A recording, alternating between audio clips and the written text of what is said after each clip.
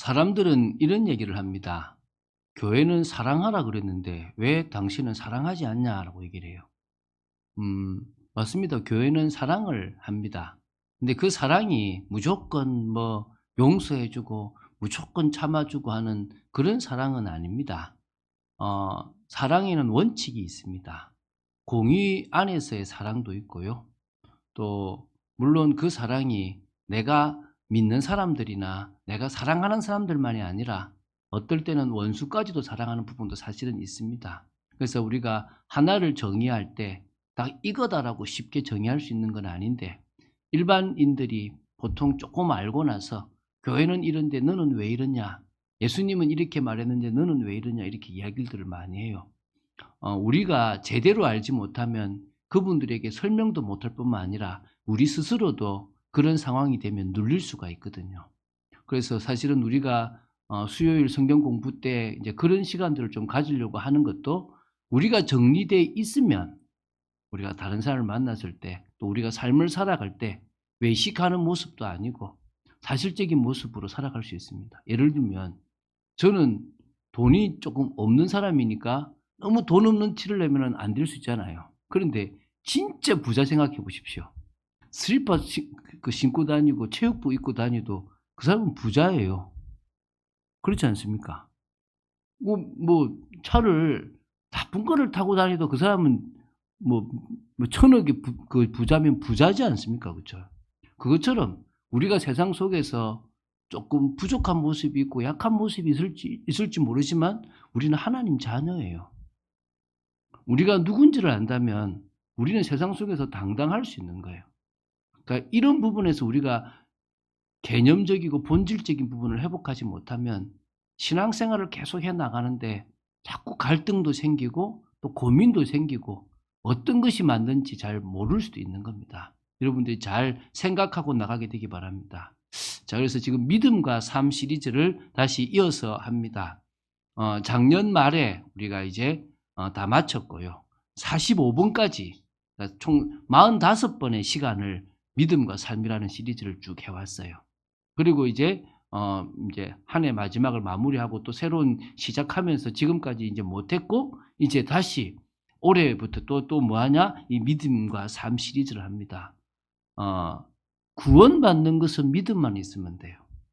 그런데 이 땅에서 그것도 흑암으로 덮여 있고 불신자들이 가득하고 오히려 믿는 자들이 손해를 보는 이 땅에서 우리가 어떻게 살아가면 가장 정상적으로 살아갈 수 있는가? 그것은 뭡니까? 믿음의 삶이 필요하다는 거예요.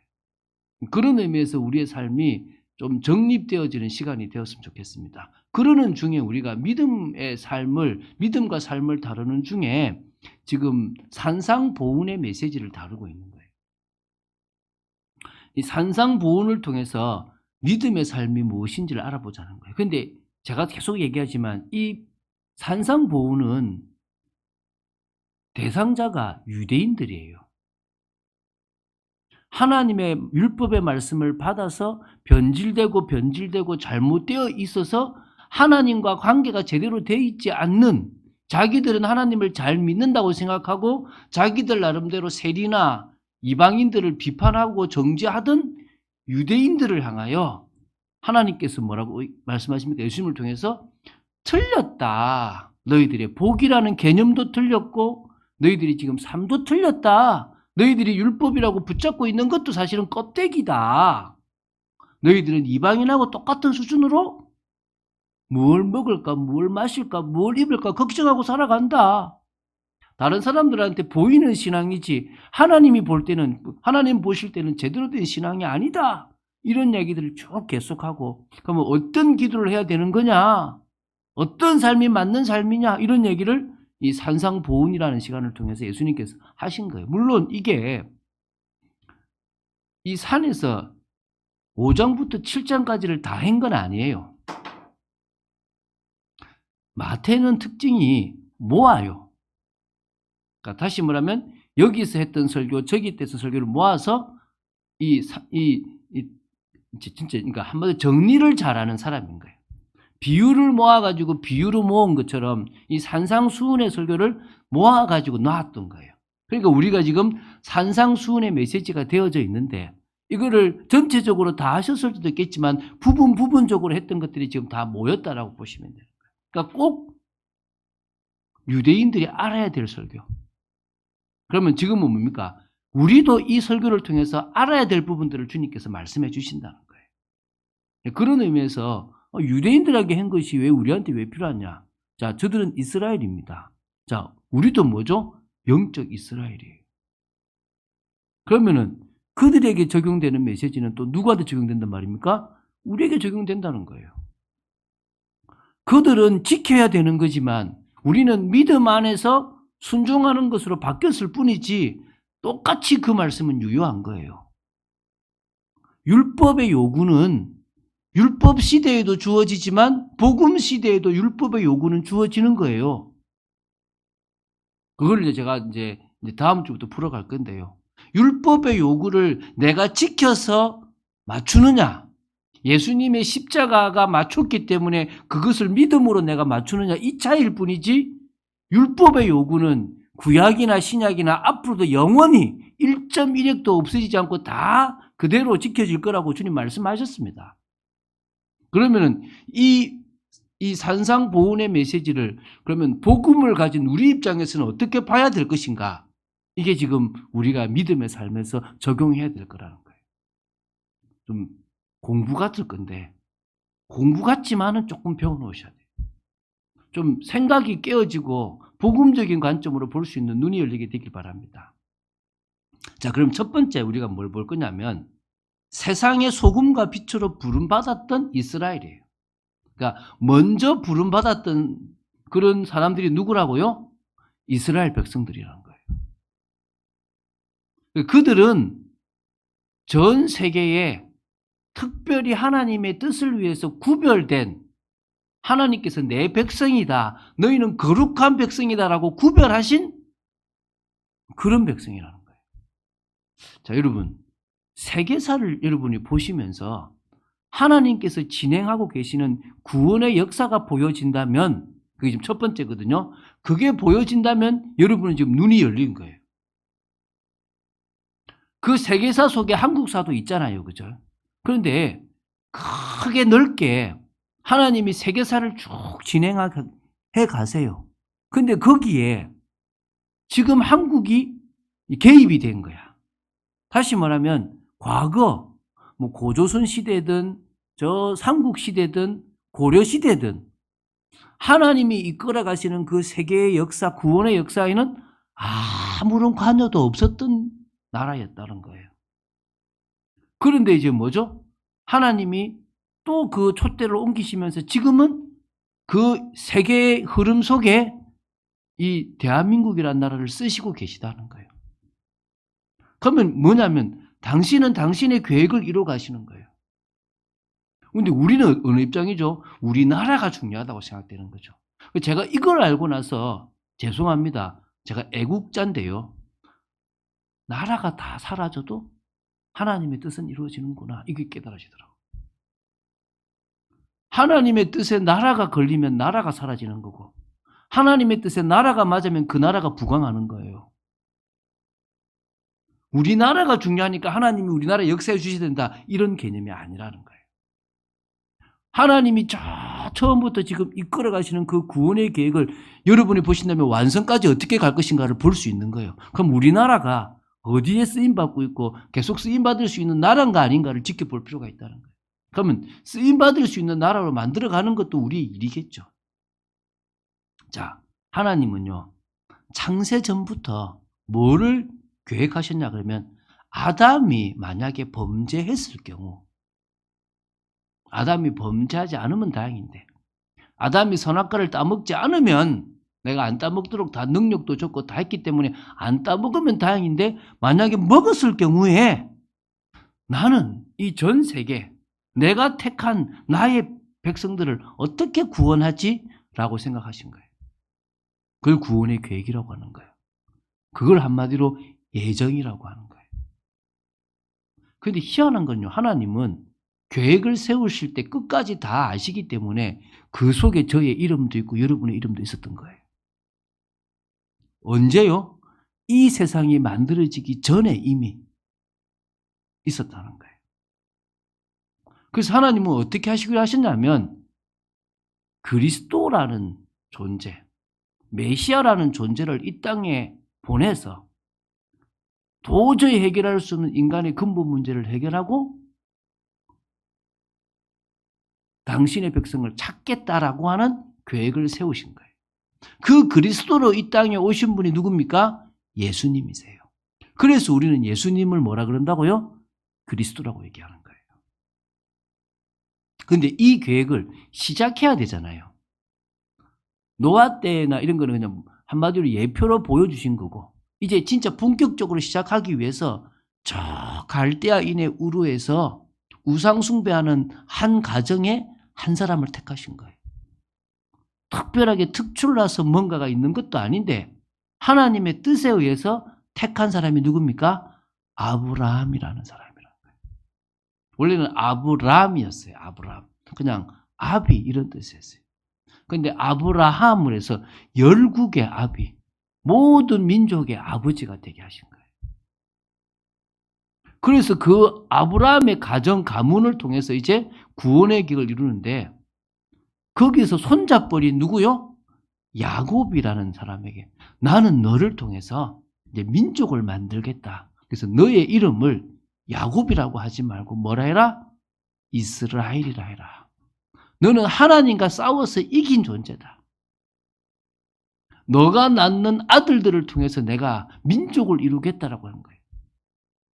그래서 이스라엘이 뭐가 됩니까? 12명의 아들을 통해서 12지파가 생기는 거예요. 그래서 제가 얘기했죠. 이스라엘 지파는 총 몇 지파라고요? 13지파입니다. 이스라엘 지파는 13지파입니다. 그럼 왜 12지파라 그러느냐?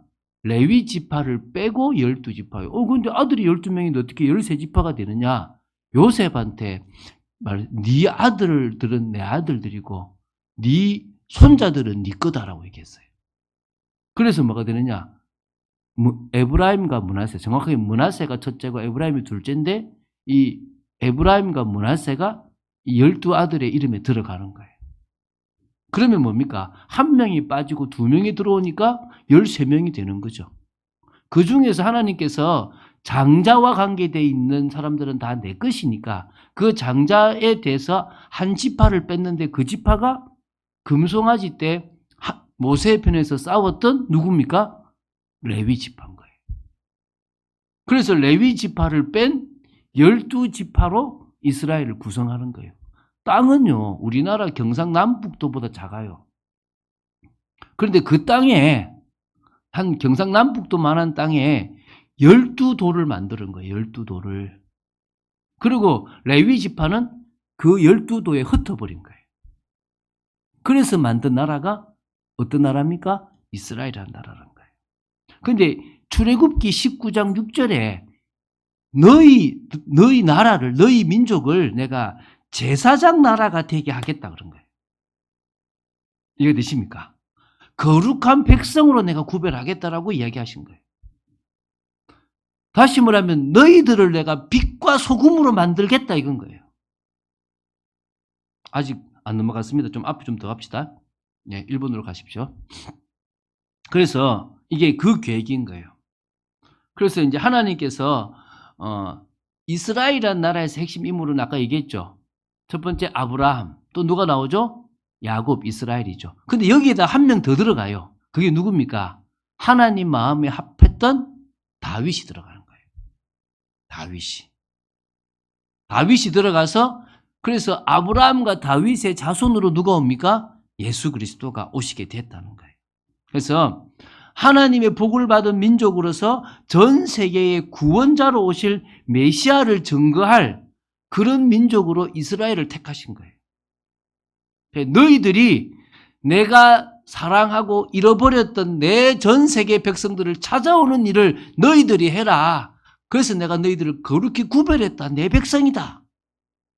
근데 이들은 지금 뭡니까? 그럼 이제 두 번째죠. 세상에서 뭐죠? 소금과 빛의 역할을 감당하는 거예요. 다시 말하면요. 자, 이 세상은 다 있는데 뭐만 없습니까? 메시아 그리스도만 없어요. 마치 음식에 모든 재료를 다 집어넣었는데 뭐가 없으면 음식이 안 됩니까? 소금이 없으면 안 되는 거예요. 맛이 안 나는 거야. 이 세상에 다 있어서 살아가는데 그리스도가 빠져버리니까 뭐가 되는 거죠? 맛없는 인생이 되는 거예요. 맛없는 세상, 의미 없는 세상이 되어져 버리는 거예요. 너희들이 뭐냐? 그 그리스도 메시아로 말미암아 다른 인생임을 보이는 나라가 되라. 그게 하나님의 계획인 거예요. 지금 어둠으로 덮여 있는 이 세상에 빛으로 오신 그리스도를 모신 자들이기 때문에 빛을 발해서 그들이 빛 앞으로 오도록 만들어라. 그게 이스라엘 민족에게 주신 사명이에요. 그런데 이들은 뭐죠? 우리만 하나님 택했고 저 이방인들은 개만도 못해. 왜냐하면 섞이지 마라 그러니까 안 섞이다 보니까 이제 뭐가 됩니까? 우월의식에 빠져버린 거예요. 마치 많은 기독교인들이 우리만 복음 가지고 있고 다른 사람들은 없다라고 생각하는 것처럼 그렇게 빠져버리는 거예요. 그래서 지금요, 자신의 정체성과 사명을 망각해버린 거예요. 누가요? 이스라엘이. 아까 말했죠. 이 선민의식이 무섭거든요. 우리만 택함 받았다. 우리만 그가다. 그런데요, 하나님의 뜻은 전혀 모르고 육신적인 복에만 빠져버린 거예요. 하나님을 향한 올바른 신앙심이 사라져버린 거예요. 그래서 여러분 보십시오. 13절에 제가 읽어볼게요. 너희는 세상의 소금이니 소금이 만일 그 맛을 잃으면 무엇으로 짜게 하리요? 맛을 잃어버리는 일이 벌어져요. 근데 이게요, 우리나라는 이해가 안 돼요. 우리나라는 왜 이해가 안 되냐면 소금이 맛을 잃을 이유가 없어요. 우리는 소금 결정체잖아요. 녹아버리는 거야, 물에. 근데 이스라엘은 뭐냐면 돌로 된 소금이에요. 돌로 된 소금. 그래서 쉽게 말하면 이렇게 돌이 하나 있어요. 그러면 음식에다가 30초 집어넣으면 30초 동안 짜지는 거야. 이걸 1분 집어넣으면 더 짜서 못 먹는 거지. 그럼 뭐죠? 적당하게 집어넣었다가 빼는 거야, 이렇게. 이거를 넣었다가 뺐다가 또 다음에 또 넣었다가 뺐다가 하는 순간에 얘 소금 안에 있는 소금기가 어떻게 되겠습니까? 날아갈 거잖아요. 그럼 이게 뭐예요? 맛을 잃은 소금인 거야. 그럼 바깥에 버려지는 돌하고 다를 게 하나도 없는 거예요. 딱 마침 그 비유를 할 수 있는 나라에 그런 소금을 가지고 비유를 하신 거예요. 뭘 잃어버렸죠? 자신의 정체성을 잃어버렸단 말은 맛을 잃어버린 소금인 거예요. 후에는 아무 쓸데없어 다만 밖에 버려져 사람들에게 밟힐 뿐이라. 밟혔죠. 포로로 끌려갔고 속국으로 끌려갔고 또 뭡니까? 진짜 유리방황하는 인생을 살아갔잖아요. 말 그대로 됐잖아요. 여러분, 이 지금 이스라엘을 향한 메시지예요. 너희들은 소금인데 너희들이 소금의 맛을 잃어버리니까 밖에 버려질 수밖에 더 있겠냐 너희들. 찾아라 너희들이 누군지를. 찾은 사람은 교회를 만드는 원동력이 됐어요. 못 찾은 사람들은 결국 버림받은 거야. 이제 두 번째 이야기하죠. 14절. 너희는 세상의 빛이라 산 위에 있는 동네가 숨겨지지 못할 것이요. 여러분, 산 위에 있는 동네가 어떤 의미에서는요, 예루살렘을 이야기해요. 무슨 말이냐면, 여러분, 예루살렘이 해발 800m예요. 한 800m의 위에 뭐가 있냐면, 이게 평평하게 땅이 있어요. 산이에요. 여러분, 이 산이 모리아산이에요. 모리아산. 이해가 되시죠? 근데 그 산에 동네가 있어요. 근데 그 동네가 드러난다는 거예요. 그 동네가 중요한 게 아니고 그 동네에 누가 오실 거죠? 메시아가 오실 거잖아요. 다시 말하면요, 드러난다는 거예요. 그렇게 해석하는 사람도 있고 그냥 모든 게 다 드러난다라고 보는 것도 있는데 저는 전자를 보고 있어요.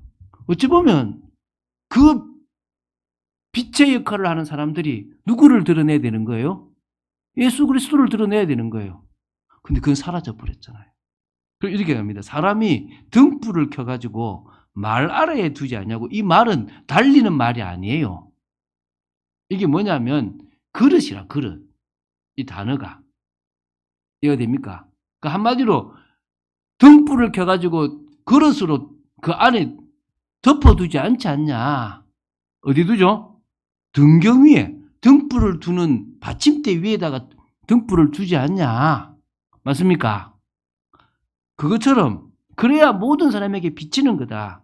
너희는 지금 빛인데 사람들에게 빛이라고 빛으로 만들어 놨는데 너희들은 지금 뭐 하고 있다? 그 빛을 감추고 살아간다. 정체성을 망각하고 사명을 망각하고 살아간다. 이 얘기를 하고 있는 거예요.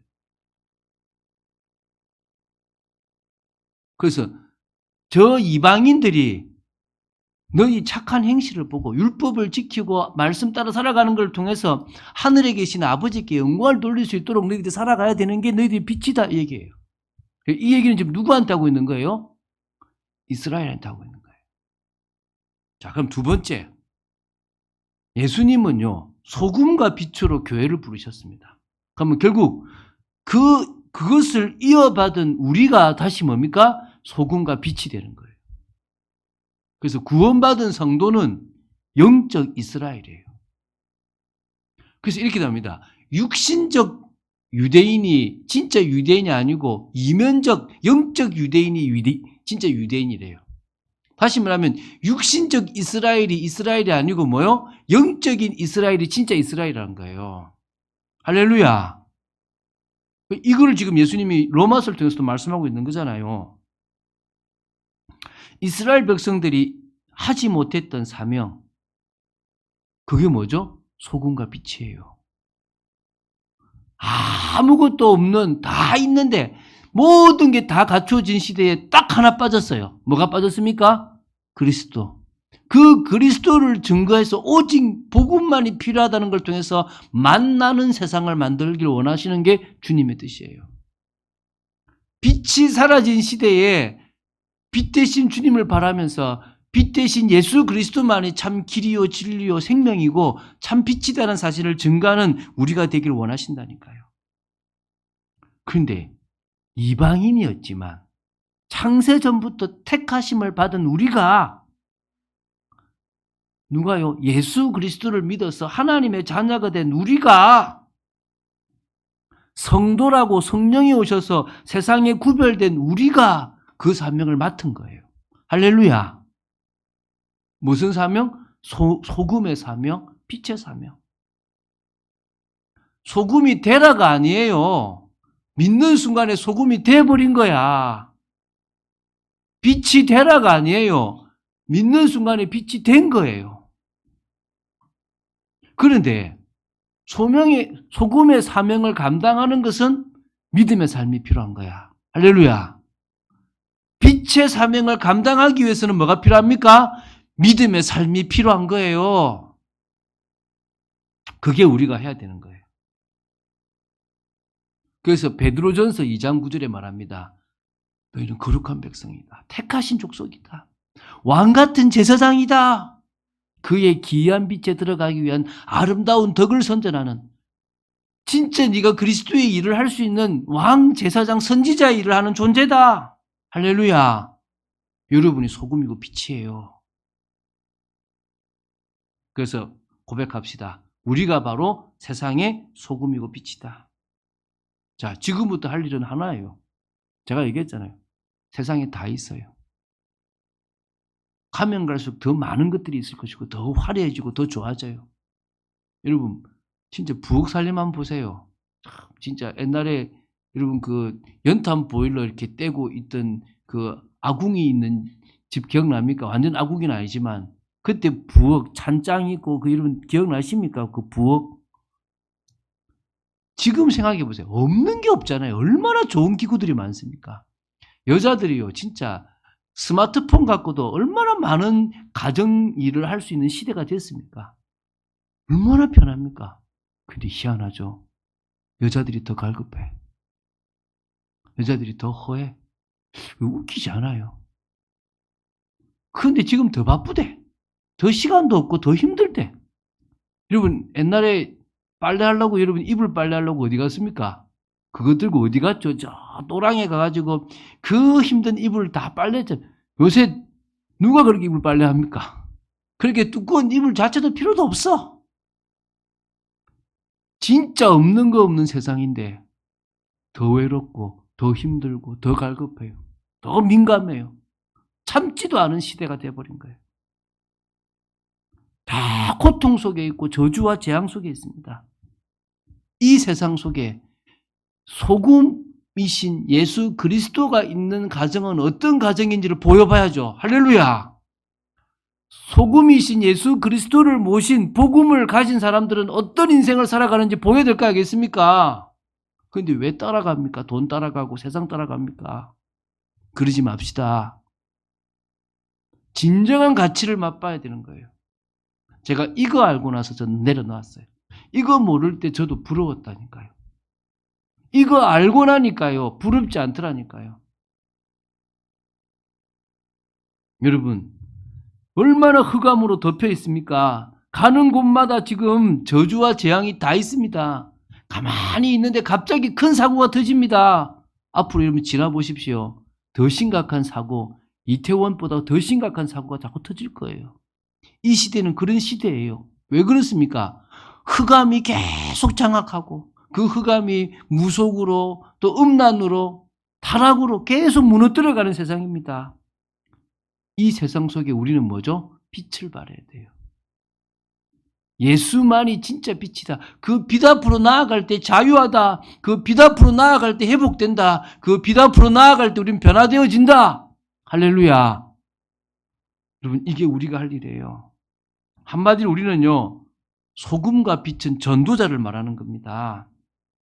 그 전도자의 인생을 살아가면 하나님께 영광을 돌리는 겁니다. 빛 앞으로 나온 사람들이 마음의 문을 열고 주님을 모시게 되겠죠. 그래서 여러분, 우리가 소금과 빛의 사명을 감당할 때 어떤 일이 벌어집니까? 다 책임져요. 진짜 다 책임집니다. 그래서 여러분, 이 마태복음에도 뒤에 보면 너희들은 이방인이 아니다. 무엇 먹을까 무엇 입을까 걱정하지 마라. 걱정하지 않는 여러분 되시기 바랍니다.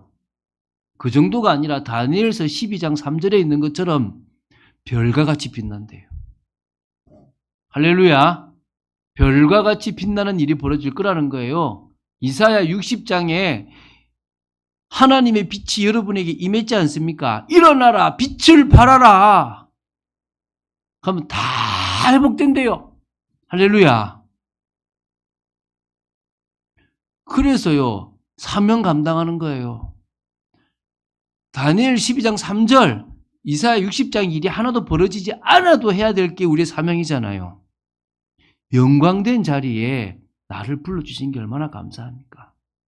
제가 어제 한 진짜 20 몇 년 만에 결혼한 그 신랑의 아버지를 만났어요. 되게 강하고 힘도 있고 직장에서 야구 감독, 직장 생활하면서 야구 감독도 했거든요. 되게 세월 앞에 장사 없더라고요. 아이고, 난 기억난다고 막 그러면서 이제 그래. 이제 헌해졌네요. 신수가 헌해진다면서 막 인사를 나눴거든요. 그 예수 믿었으면 좋겠다 이 마음에 들더라고요. 사실 그 가정이 힘든 중에서 이제 바뀌어져서 지금 이렇게 이제 결혼까지 하게 됐거든요. 저는 그럴 때마다 느끼는 게 참 내 같은 사람이 이 빛을 발하는 목사가 되고 가장 복된 일을 하고 있는 자체가 가문의 영광이다. 저는 그렇게 생각돼요. 저 가문의 영광이에요. 제가 뭐가 된 거? 목사가 된 거. 여러분이 하나님의 자녀가 된 거 가문의 영광입니다. 여러분이 중직자로 설 거 가문의 영광입니다. 할렐루야. 내 일평생에 이것보다 더 중요한 일이 어디 있냐는 거예요. 자, 그러면 소금과 빛으로서의 역할만 우리가 나누면 끝날 수 있겠죠. 소금과 빛의 역할은 뭐냐? 첫 번째, 그냥 하나님 자녀다운 모습으로 살아가는 게 여러분 소금과 빛이에요. 특별한 걸 하라는 게 아니에요.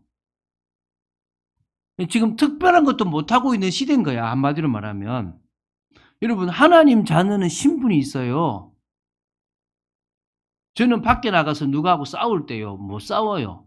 욕을 얻어먹어요. 그런데 제가요, 기도를 좀 세게 안 하려고 노력을 많이 하는데 한 번씩 세게 나오면요, 저 사람 죽을 건데 이 생각이 들어서 제가 잘 못해요. 여러분, 저를 핍박하는 사람이 살아남을 수 있겠어요? 하나님이 다른 이유가 있어서 살려주시긴 하겠지만 하나님의 자녀, 목회자를 핍박하는 사람을 가만히 놔두겠어요? 이유 없이? 저는 그래서요, 한 번씩 내가 건드리면 저 죽을 건데 이 생각이 들어서 제가 참아요. 근데 한 번씩 올라오면요, 하나님 그래도 좀 혼은 나야 안 되겠습니까? 뭐 죽지는 않더라도 죽을 똥말똥 해가지고 한번 진짜 주님 앞에 돌아와야 안 되겠습니까? 그런 기도를 해요. 제가 좀 성격이 못돼서 그런지. 여러분이 그런 존재예요. 할렐루야. 왜 그런 신분을 못 누리십니까? 전 그거 알고 나서요, 무시받아도 된다고 생각돼요. 그거 알고 나서 세상에서요, 뭐라 해도 그래, 내가 목사, 그래, 개독교 괜찮다. 근데 니는 어떤 일을 당할지 내가 걱정이 된다. 그게 신분이에요. 그리고 저는 뭐하죠? 권세를 씁니다. 예수 이름으로 흑암이 무너지고 하늘의 군대가 동원되고. 할렐루야. 하나님이 진짜 우리에게 힘을 주십니다. 우리의 시민권은 하늘에 있습니다. 믿습니까? 세상에서 똑같이 일합니다. 똑같이 밥 먹습니다. 아니, 저는 더 못하게 먹겠죠. 그런데요, 저는 그 사람들을 안 따라갑니다. 따라가지 맙시다. 그 사람들의 기준, 그 사람들의 가치, 그 사람들의 방법 살아가지 맙시다. 우리는 말씀의 기준, 말씀의 가치, 말씀의 방법대로 살아갑시다. 왜 못합니까? 우리가 누군데? 저는 그거 알고 당당해졌어요. 저는요, 아무한테는 머리 탁 기도할 수 있습니다. 대통령한테는 겁나서 못하겠지만 옆에 경호원들이 있으니까. 저는요, 교수님이고 누구간에 머리 딱 서는 거 축복 기도할 수 있습니다. 왜죠? 나한테 주신 권한이다. 난 믿거든요. 할렐루야. 여러분이 그런 존재입니다. 그래서 뭐하느냐? 선한 영향력을 미치세요. 하나님 자녀답게 어디 가면요, 맛깔나는 인생 살아갑시다. 어디 가면 멋있는 인생 살아갑시다. 옷을 잘 입는 게 아니에요. 저는 제 양복들이 대부분 다 거의 10년 다 지난 옷들이에요, 다. 근데 제가 추리합니까? 안 하잖아요. 왜? 아휴, 한번 사놓은 옷 잘 입으니까 계속 입고 다니면 되는 거야. 막 새롭게 화려해가지고 막 진짜 메이크업 안 입어도 돼요. 저는요, 양복요, 아래 위로 4만 원 주고도 샀어요. 파크랜드를 인터넷에. 그래서 한 몇 년 동안 입고 다녔다니까요. 그런데 전혀 부끄럽지 않았어요. 아이고, 200만 원짜리 옷 입은 사람 비해서 내가 더 멋있다 생각하고 있었습니다. 제 착각입니까? 네, 제 착각입니다. 전 착각하고 살 겁니다. 여러분, 우리는요, 멋있는 인생입니다. 하나님의 나라를 이루는 인생입니다. 다른 사람에게 예수 믿는 사람은 다르구나를 보일 수 있는 인생입니다. 믿습니까? 이 세상이 아름답도록 돌아가는데 우리의 마음을 담으면 돼요. 두 번째는요, 제가 다 페이런하고 딱 두 가지입니다. 첫 번째 뭐요? 하나님 자녀다운 모습을 살아가세요.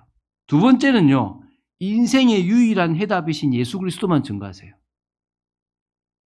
제가 이거 증거하려고 사업하는 사람한테 사업하는 방법도 좀 알려주고, 장사하는 사람한테 장사하는 방법도 알려주고 다 합니다. 그러나 이거 모르면 네 인생 끝이다 얘기하는 거예요. 저는 그 답을 얻었거든요.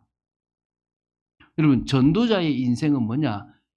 인생의 유일한 해답이신 예수 그리스도만을 증거하는 인생이에요. 제가 직장인이었으면 직장 생활하면서 이거 했을 거고, 제가 사업하는 사람이었으면 사업하면서 이거 했을 거예요. 제가 전문인이면 전문 가지고 이거 했을 거예요. 인생의 유일한 해답은 그리스도밖에 없다. 할렐루야. 이거 증거하는 거예요. 인생의 문제가 왜 뭐길래 해답이 그리스도밖에 없느냐? 인생의 문제는 창세기 3장 문제예요. 인생의 문제는 창세기 3장 근본 문제라는 거예요. 그것 때문에 지금 수천, 수만만, 수억만 가지 문제가 생겼다고 보시면 돼요. 그렇기 때문에 그 문제를 해결하는 예수 그리스도만이 진정으로 뭡니까? 해답입니다. 그래서 저는 이 복음만을 땅 끝까지 모든 민족에게 증가하는 일을 하려고 하는 겁니다. 그래서 이것을 전하다가요, 어려움이 와요. 여기서 구분이 돼요. 이 일을 계속하는 사람을 제자라 그래요. 다시 말하면 자기가 좀 편안할 때는 그리스도 증가하다가 바빠지면 안 하고 문제가 오면 안 하면 제자 아닌 거예요. 제자는 뭐라고요? 어떤 상황과 상관없이 뭐 하는 겁니까? 이 일하는 거예요. 인생의 유일한 해답은 예수 그리스도다. 목에 칼이 들어와도 인생의 유일한 해답은 예수 그리스도다. 여러분, 우리나라에 토마스 선교사라는 사람이 우리나라에 와서 한 게 이거밖에 없어요. 자기 목에 칼이 들어와서 지금 망나니가 자기를 죽일 때 자기 품속에 있는 성경을 주면서 내가 당신 오늘 죽는데 당신 내 소원 들어주라. 이거 받아라. 무슨 소리 하냐? 내 소원이다. 그 망나니가 그 토마스 선교사 목 자르고 예수 믿었어요. 성경책 보고. 이거 이해되십니까? 그게 우리 일이에요. 그게 제자인 거예요. 제자. 편안할 때 복음 전하는 건 누구나 할 수 있는 거예요. 전할 수 없는 상황이 와도 전하는 사람 제자예요. 우리는 그 제자로 서서 제자를 세워야 될 줄로 믿습니다. 그런데 누구한테 꼭 전달해야 됩니까? 후대한테. 그리고 이제 우리나라엔 전할 필요가 없어요. 아직 복음을 받지 못한 저 나라들에게 복음을 전해야 된다. 그래서 후대와 선교죠.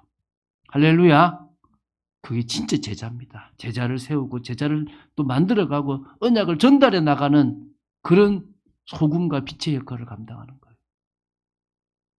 자, 그런 의미에서 결론 맺겠습니다. 전문을 주신 이유가 나오죠. 여러분, 어떤 분이요, 미국으로 가는데 왜 갔냐 하니까 그분이 이걸 본 거예요. 아, 저 모슬렘에는 내가 목사로 가면은 어려운데 미국에 프랜차이즈를 끼고 들어가면 되겠다. 이 생각을 하고 간 거예요. 다시 말하면 모슬렘이란 나라에 전문인은 들어갈 수 있는 거예요. 이 말 이해되십니까? 전문이라는 걸 가지고 표도 안 나게 한 사람씩 복음을 전하면 되는 거예요. 그런 의미에서 여러분, 전문을 가지고 있는 것은 복이라는 거예요. 내가 이 전문 현장에 나는 뭐 하면 된다? 이 일을 하면 된다. 뭐요? 소금과 빛의 역할. 한번 제대로 부어주시면 막을 자가 없습니다. 여러분, 불가항력적 은혜가 여러분에게 임하게 되기를 주 예수 그리스도 이름으로 축원드립니다. 그래서 명심하세요. 내가 누구다? 세상의 소금과 빛이다. 우리 보통 빛과 소금으로 많이 알고 있잖아요. 근데 이 성경대로 제가 입으로 얘기했어요. 성경에 뭐부터 나와요? 소금부터 나오고 그 다음에 빛이 나와요. 그러니까 우리 뭐라고요? 소금과 빛이다. 이렇게 보잖아. 그런 축복을 누리는 여러분 되시기를 주 예수 그리스도 이름으로 축원드립니다. 주는 그리스도시요 살아계신 하나님의 아들이심을 고백합니다. 우리의 현장에서 이 고백을 하고 인생의 유일한 해답 대신 예수 그리스도만을 증가하는 저희들이 되어지기를 간절히 소원합니다. 힘주시고 소금과 빛의 역할을 감당하는 저희들 되도록 지켜주시옵소서. 주 예수 그리스도 이름으로 기도드립니다. 아멘.